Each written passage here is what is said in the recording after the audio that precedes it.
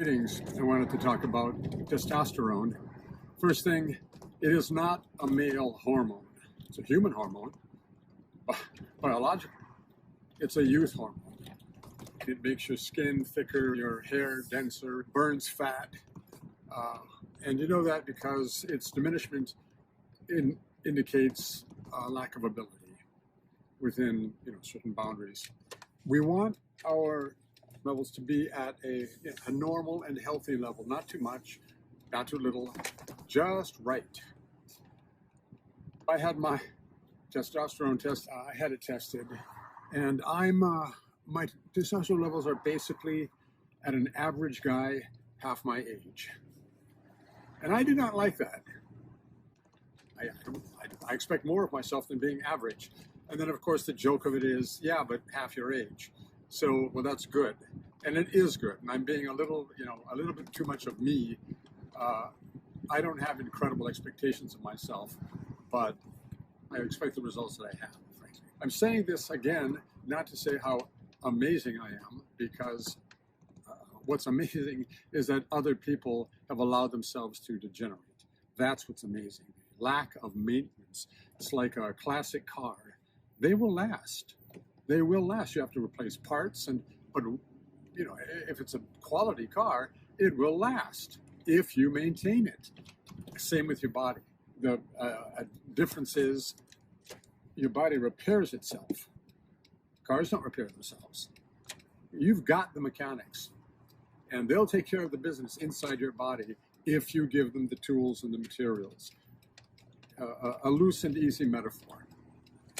So we want to keep our testosterone at a healthy level. How do we do that? A couple of things, two major things. And it comes back down to diet and exercise, nutrition and fitness. Don't get fat. Duh. Because fat cells are not neutral. They're not passive. They're active. There's a way of looking at it that they are a part of the endocrine system, the hormonal system. What fat cells can do, and it's more specific than this, but keeping it easy, they take your testosterone and turn it into estrogen. That should get you thinking. If you've got smaller fat cells, however many you have, they don't have to be huge. They just get bigger and bigger and bigger. Some people are more inclined to fatness because they've got more cells, and that means more receptors, and that means more willingness for the cells to load up. Well, that's how you were born. Doesn't mean you have to be fat. It means you have to watch your insulin. Where a skinny guy with hardly any fat cells, he does not have to watch his insulin so much. There's not as many windows and doors in the fat cells to receive fat. Simple analogy. Keep your fat cells smaller, and that means you'll be less noticeably fat. Well, how do you do that? As I've said, insulin.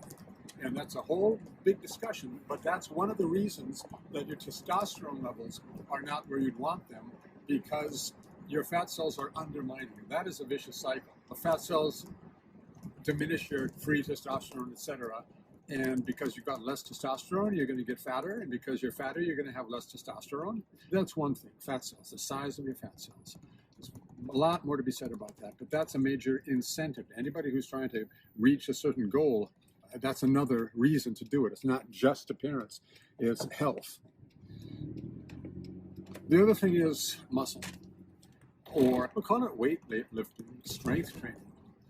Because when you lift heavy weight, your testosterone levels go up. It's a very powerful signal to put out testosterone.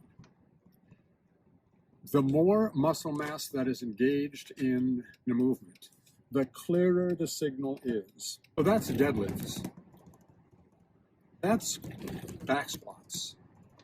It's big bench presses, but it's the big pulls, the big pushes to get major muscle mass involved.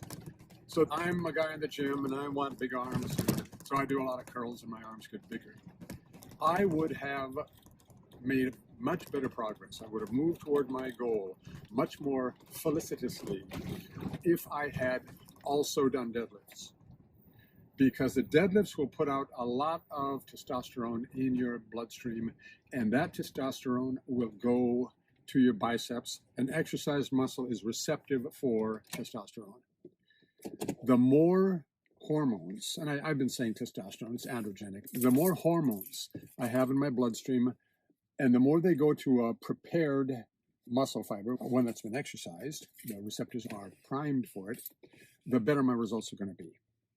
So your neck will get bigger. I've noticed that my neck is not what it used to be. I haven't been doing strength training.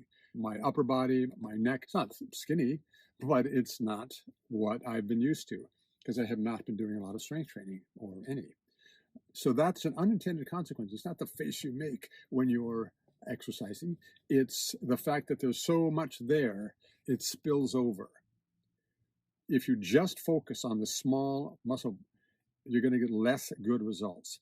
Whereas if you do the big full body things, there's such a drench. I call it a Gatorade dump. Whoosh, just all over, drenched in testosterone, as it were. I'll finish with, it is universally noticed. Even young men, when they start doing squats, deadlifts, libido goes up. And you want to be aware of that. It's like, hey, what's happening?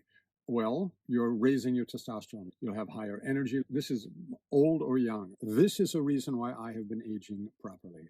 I've never been an amazing strength athlete, but I know to lift heavy things, heavy farmer's walks where you've got a big weight in one hand and a big weight in the other, and you go for a fair-sized walk.